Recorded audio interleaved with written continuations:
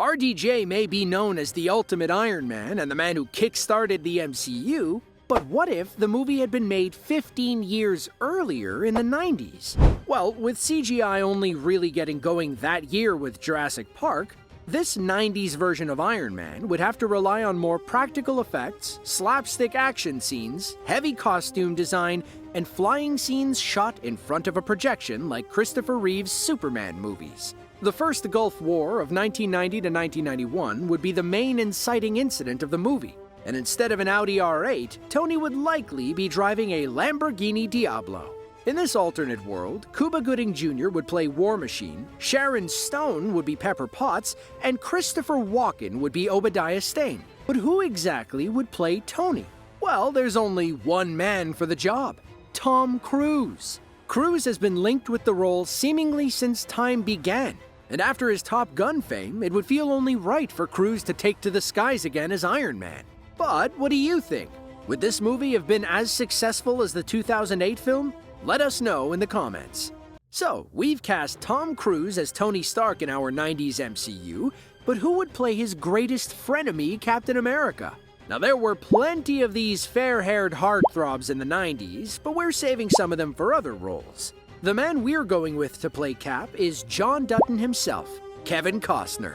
Now, while Costner might not have that Labrador charm that Chris Evans has, the Robin Hood star certainly has that all-American presence that would make him perfect to play Cap. Rounding out the rest of the cast, we have Eddie Murphy playing Falcon and future Captain America, Sam Wilson. For Cap's bestie Bucky Barnes, aka the Winter Soldier, we're going with the one and only Keanu Reeves. If it hadn't been for her playing Poison Ivy in Batman and Robin, Uma Thurman would have been a shoo-in to play Black Widow. But instead, we would have to go with the, at the time, up-and-comer Mila Jovovich for the role. But what do you think? Who would play Cap in your alternate world? Would you like to see this movie? Let us know in the comments. With Iron Man and Cap cast in our 90s MCU movies, it's time to move on to the mightiest Avenger, Thor. And for us, there's only one person for the role: Brad Pitt. Now, there's no denying that Pitt was the guy of the 90s and the 2000s with his dazzling good looks and perfectly sculpted cheekbones. But he also has the dramatic acting chops that would make perfect for the Shakespearean nature of the early Thor films. But who would play his meddling little brother Loki? It's hard to imagine anyone else playing the role of Loki other than Tom Hiddleston. But there is arguably one guy that could have pulled it off: Gary Oldman. But Oldman easily has the skill to play the nuanced nature of Loki and also has that classically trained nature. For their father, Odin, you would need an actor on the level of Hopkins, again classically trained with that steely quality. And for us, that would be the late great Peter O'Toole. But what do you think? What would your version of a 90s Thor look like? Would Asgard look more like something out of Star Wars or The Wizard of Oz? Let us know in the comments. With 4 of the Avengers cast in this alternate world, we move on to the Green Goliath himself, the Incredible Hulk. Now, before we get into the weeds for this one, it's worth mentioning the TV series version of the Incredible Hulk from the 70s, where Bill Bixby played Bruce Banner and bodybuilder Lou Ferrigno played his alter ego, the Hulk. This is because the visual effects were very antiquated by today's standards, so instead of getting a hulking Hulk, they had to just get one of the biggest guys they could find in Ferrigno and have him painted green. In the 90s, the visual effects were nowhere near what they are today. So, this 90s version would probably require some sort of prosthetics and sneaky camera visuals to make the Hulk look bigger, with another big man like Ferrigno playing the Rage Monster. But who exactly could play the softer side of the character? The genius scientist Bruce Banner. That's where the X-Files' David Duchovny comes in. Like Ruffalo, Duchovny on paper might not sound like the guy to play the Hulk, but as we mentioned, there's 2 sides to the character, and Duchovny's sense of intelligence and wry sense of humor makes him a perfect fit for the role. But what do you think? Who would you like to see play the part of both Banner and the Hulk? And who would play his enemy, Abomination? Let us know, and we will see you in the next 90s MCU casting video. Now, there have been many Spider-Men, and even Spider-Ham, to make it to the big screen. But what if Spidey had made his big screen debut in the 90s instead of the early 2000s? Well, this one is easier to hypothesize than all of the other versions of the MCU characters we've done so far. Now, back in the 80s, the character's creator, Stan Lee, optioned Spidey's rights out, and the Terminator and Aliens director James Cameron was eventually hired to write and direct a Spider-Man movie. Cameron wrote a 60-page scriptlet, which was a more grounded and serious take on the character than superhero works before it. In his version, Peter is a socially awkward yet gifted teen with a crush on Mary Jane who develops powers after being bitten by a mutated spider. It was even Cameron who came up with the organic web shooters, which Raimi fostered in his Spider-Man series. But who would play the titular web slinger? Cameron had one name in mind: Leonardo DiCaprio, the man he would end up directing in Titanic. DiCaprio wasn't at his Titanic-level fame, but he was a rising star in Hollywood, and Cameron saw that he had the talent to play this philosophical version of the character.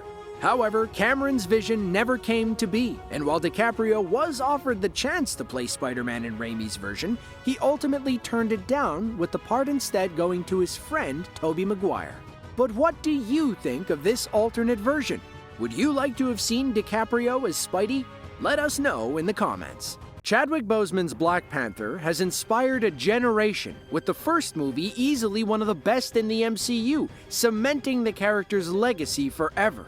It's hard to imagine anyone else playing T'Challa, but if the Marvel movies were made in the 90s, someone else would be needed, and we can't think of anyone better than Denzel Washington. Denzel is easily one of the best actors of his generation, and he absolutely dominated the 90s, starring in movies such as Malcolm X and Philadelphia, and he easily has the ability to play the nuances of T'Challa. At 6 foot, he would also have the physical stature as well, and he would easily be convincing as the King of Wakanda. But what about the rest of the cast? In this alternate world, we have Naomi Campbell playing the role of Nakia, Grace Jones as Okoye, and Tatiana Ali as Shuri. But who could play T'Challa's main rival in Killmonger? Well, assuming that this version of Black Panther was created before 1998 and wasn't connected to another Marvel movie, then we would have to have Blade, the Daywalker himself, Mr. Wesley Snipes, as Killmonger.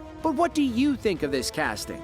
Let us know in the comments. A lot of experts assumed that the Guardians of the Galaxy, an at the time relatively unknown set of Marvel characters, would be the first MCU bomb. But it went on to be a massive box office success and be one of Marvel's most successful mini-franchises. So, this begs the question, who could have played these characters if they were made in the 90s? In this alternate MCU, we have a whole new gang of ragtag heroes. Starting off with Peter Quill, aka Star-Lord, we need someone who was an action star, but also had the comedy chops to make this work. Enter Brendan Fraser. Starring in the likes of George of the Jungle and The Mummy, Fraser easily would have the star power, pun intended, and charisma to play Peter Quill and lead the Guardians. But what about the rest? Halle Berry would have made for an awesome Gamora. Dolph Lundgren could have been great as a deadpan Drax, and Winona Ryder could easily have played the naive Mantis. And as for the iconic duo of Rocket and Groot, how about the iconic duo of Danny DeVito and Arnold Schwarzenegger? I mean, who wouldn't want to see a twins reunion, or DeVito fighting Fraser for control of the Guardians? And most importantly, Arnie saying, "I am Groot," in his Austrian accent. I mean, it's perfect. But what do you think? Let us know in the comments. Ryan Reynolds and Hugh Jackman are so perfect as Deadpool and Wolverine respectively that it is almost impossible to imagine anyone else playing the roles of the two mutants. Emphasis on almost. That's right, we're going back to the 90s again to fan cast the Merc with the Mouth and Logan. To play Deadpool, you need someone who has lots of energy, charisma, is comfortable wearing uncomfortable costumes, Canadian, okay, not actually a necessity, but still, has a joy in breaking the fourth wall, and is just all in all funny. Now this can easily describe Ryan Reynolds, but it can also easily describe someone else. Jim Carrey. Come on, let's be honest. Carrey would have made for the perfect Deadpool in the 90s era, and while the movie would have probably been less R-rated, it would probably have been just as funny. But what about Wolverine? Well, for him, we would need someone as hard as nails, grizzly, nuanced, dark-haired, Australian. Okay, not really, as the character's Canadian, but still ripped with star power. And in this instance, it would be Russell Crowe. In the 90s, Crowe would just be coming off the heels of LA Confidential and The Insider before he headed off to the Coliseum in Gladiator, and he was actually linked to the part of Logan. Although, in a twist of irony, it was actually Crowe who suggested Jackman, and the rest is history. But what do you think? Let us know in the comments.